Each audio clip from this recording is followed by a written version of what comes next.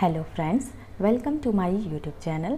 आज के इस वीडियो में हम नेट के पाठ्यक्रम में संकलित इकाई 5 कविता के अंतर्गत कामायनी कविता के चिंता, आशा, श्रद्धा सर्ग के कथासार को देखेंगे।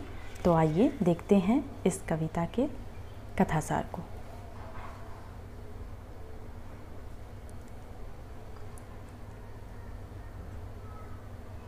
सबसे पहले हम कामायनी के बारे में संक्षिप्त जानकारी ले लेते हैं। कामायनी हिंदी भाषा का एक महाकाव्य है। इसके रचयिता जयशंकर प्रसाद हैं। यह आधुनिक छायावादी युग का सर्वोत्तम और प्रतिनिधि हिंदी महाकाव्य है। प्रसाद जी की यह अंतिम रचना 1936 ईस्वी में प्रकाशित हुई थी, परंतु इसका प्रणयन प्रायः 7-8 वर्ष पूर्व ही प्रारंभ हो गया था। चिंता से प्रारंभ कर आनंद तक 15 सर्गों के इस महाकाव्य में मानव मन की विविध अंतर्वृत्तियों का क्रमिक उन्मीलन इस कौशल से किया गया है कि मानव सृष्टि के आदि से अब तक के जीवन के मनोवैज्ञानिक और सांस्कृतिक विकास का इतिहास भी स्पष्ट हो जाता है। अगर हम कला की दृष्टि से कामायनी को देखें तो कामायनी छायावादी काव्य कला का सर्वोत्तम प्रतीक माना जा सकता है। चित्तवृत्तियों का कथानक के पात्र के रूप में अवतरण इस महाकाव्य की अन्यतम विशेषता है और इस दृष्टि से लज्जा, सौंदर्य, श्रद्धा और ईरा का मानव रूप में अवतरण हिंदी साहित्य की अनुपम निधि है। कामायनी प्रतिभिज्ञा दर्शन पर आधारित है। साथ ही इस पर अरविंद दर्शन और गांधी दर्शन का भी प्रभाव यत्र तत्र मिल जाता है। चलिए अब हम कामायनी के चिंता सर्ग का कथासार को देखते हैं। हिमालय के उत्तुंग शिला की शीतल छाया में बैठा हुआ एक पुरुष अर्थात मनु भीगे से प्रलय का प्रवाह देख रहे हैं। उनकी पलकें भीगी हैं, उनका मुख चिंता से मुरझाया हुआ है। नीचे अपार जल लहरा रहा है, ऊपर सघन हिम ठिठुरा हुआ है। एक ही तत्व के दो भिन्न भिन्न रूपों का यह दर्शन एक अजीब रहस्य की सूचना दे रहा है। रहस्य जिसे जड़ भी कह सकते हैं और चेतना भी। पुरुष अर्थात मनु का शरीर गठा हुआ था, दृढ़ मांसपेशियों में अपार वीर्य ऊर्जस्वित हो रहा था। स्फीत सिराएं स्वस्थ रक्त के द्रुत संचार को वहन किए हैं। इस प्रकार इस चिंताक्रांत मुख में पौरुष ओतप्रोत है।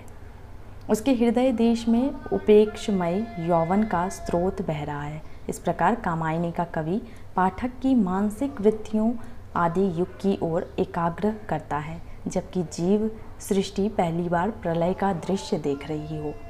धीरे धीरे वह जल प्लावन उतरने लगा है और धरती भी पानी से ऊपर दिखाई दे रही है। महावट से बंधी हुई एक नौका अब जमीन पर है। मनु स्वयं यह सोच रहे हैं कि अचानक यह कितना परिवर्तन हो गया। वे बार बार यह भी सोचते हैं कि अब क्या होगा। उन्हें यह एकांत भी असहनीय जान पड़ता है। धीरे धीरे मनु के मन में एक भाव का आभास होता है और अभाव की बालिका चिंता का उनके मन में उदय होता है। चिंता सर्पिणी के समान है जो समस्त विश्व को अपना बिल समझती है।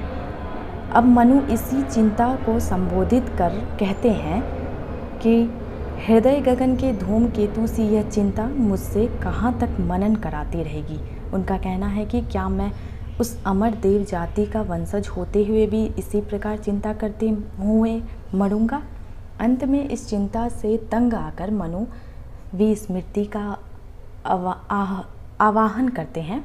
उसको यही अभिलाषा होती है कि यह चेतनता किसी प्रकार दूर हो जाए। वे समझ जाते हैं कि स्मृति ही दुख का स्थायीकरण है। विगत विभावों एवं सुख की स्मृति होने के कारण उनका दुख बढ़ता जाता है। मनु को यह भी याद आता है कि वे स्वयं उन देवताओं के नेता थे, लेकिन प्रकृति ने आज उससे अपना बदला ले लिया है।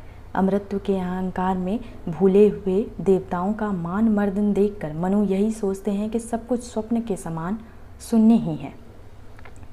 अब उन सुरबालाओं का श्रृंगार, उसे ऊषा सी यौवन की मुस्कुराहट और भ्रमरों का सा विहार कहाँ गया। साथ ही वासना की वह उद्वेलित सरिता कहाँ सूख गई। चिर किशोर और नित्य विलासी देवों का मधुपूर्ण वसंत भी कहाँ चला गया। इस प्रकार मनु देवताओं के मिथ्या अहंकार, दंभ, विलासिता आदि के बारे में बार बार विचार करते हैं और इस निष्कर्ष पर पहुंचते हैं कि अमरता सत्य नहीं है, मृत्यु ही सत्य है, जो सृष्टि के कण कण में छिपी हुई है।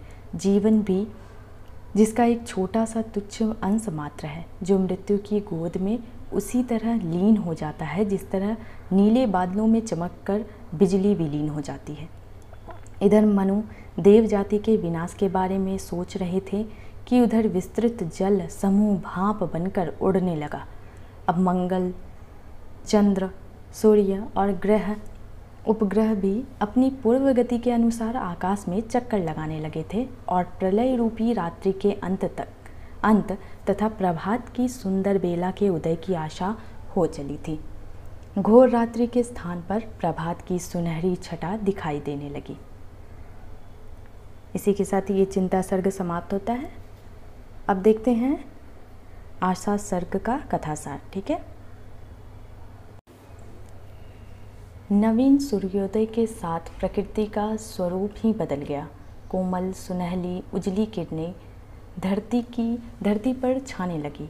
हिम गलने लगा, पृथ्वी निकल आई, पेड़ पौधे दिखाई देने लगे, शीतल पवन के झकोरे आने लगे, समुद्र की क्षुब्ध लहरें शांत हो गई, कोलाहल सो गया। मनु ने आकाश की ओर दृष्टि उठाई तो उन्हें ऐसा प्रतीत हुआ जैसे कोई चित्रकार नीलम के प्याले में स्वर्णिम रंग घोल रहा हो। इस दृश्य ने उनकी चेतना को आध्यात्मिक अन्वेषण की ओर मोड़ा। उन्हें भान हुआ कि इस सृष्टि को परिचालित करने वाला कोई ऐसा परम पुरुष है जिसके आगे सूर्य, चंद्र, पवन, वरुण सब नगण्य हैं। निश्चित रूप से तो उसके संबंध में कुछ नहीं कहा जा सकता, पर वह महान है, ब्रह्मांड का शासक है, परम सुंदर है। इस रमणीक प्रकृति को देख मनु का मन सुखपूर्वक जीवन व्यतीत करने की आशा से परिप्लावित हो गया। वे सोचने लगे कि यदि संसार में उनका नाम रहे तो कितना अच्छा हो। मनु सामने दृष्टि डालते हैं।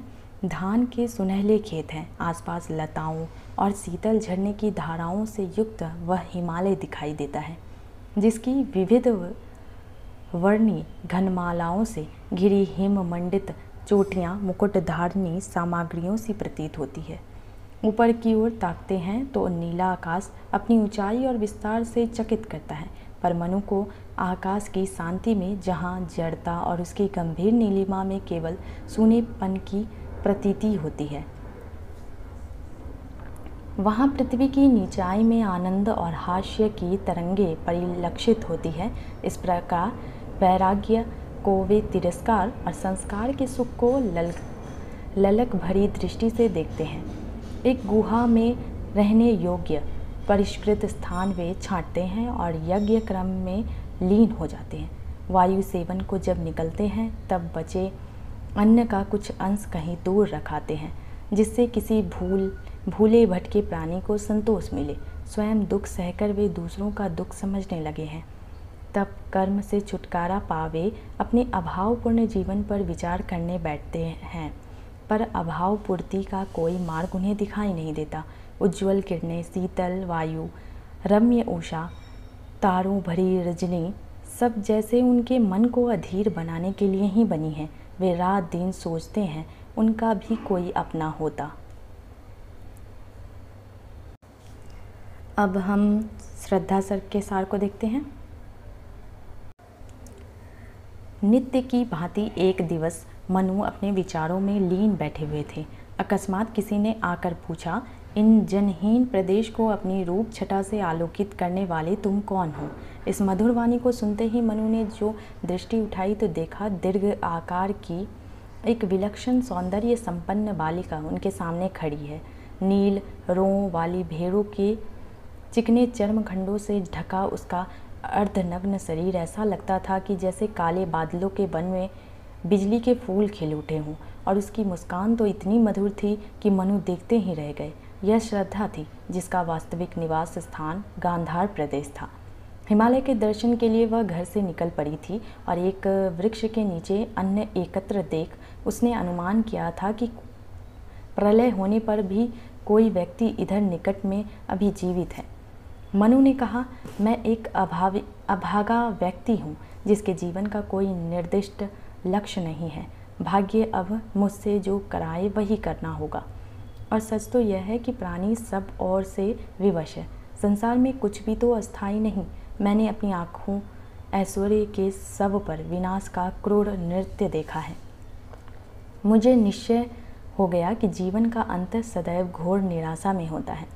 श्रद्धा बोली, परिस्थितियों के चक्र में पिसकर कभी कभी ऐसी अशुभ भावनाओं का उत्पन्न होना स्वाभाविक है, पर इन्हें पोषित करना अनुचित है। तुम्हारा अतीत दुखमय रहा, यह सत्य है, पर तुम उसी प्रकार के भविष्य की व्यर्थ कल्पना किस आधार पर करते हो? वह सुखमय हो सकता है। जीवन का उद्देश्य निश्चित रूप से वैराग्य नहीं है। जब स्वयं भगवान रात दिन सृष्टि के परिचालन में व्यस्त हैं, तब उन्हीं द्वारा निर्मित प्राणी कर्म क्षेत्र से विमुख हो बैठे, यह तो समझ में नहीं आता। दुख के रहस्य को तुमने समझा नहीं। वह मनुष्य को सहृदय बनाकर मनुष्य के निकट खींचता है। जीवन में यदि केवल सुख ही सुख होता तो भी प्राणी उससे ऊब जाता। वस्तुओं के स्थायित्व को लेकर तुम क्या करोगे? जो वस्तु जीर्ण हो चुकी है या जिसका उपयोग नष्ट हो चुका है, उसे मिट जाने दो। परिवर्तन को नित्य नवीनता के रूप में देखो। सृष्टि विकासशील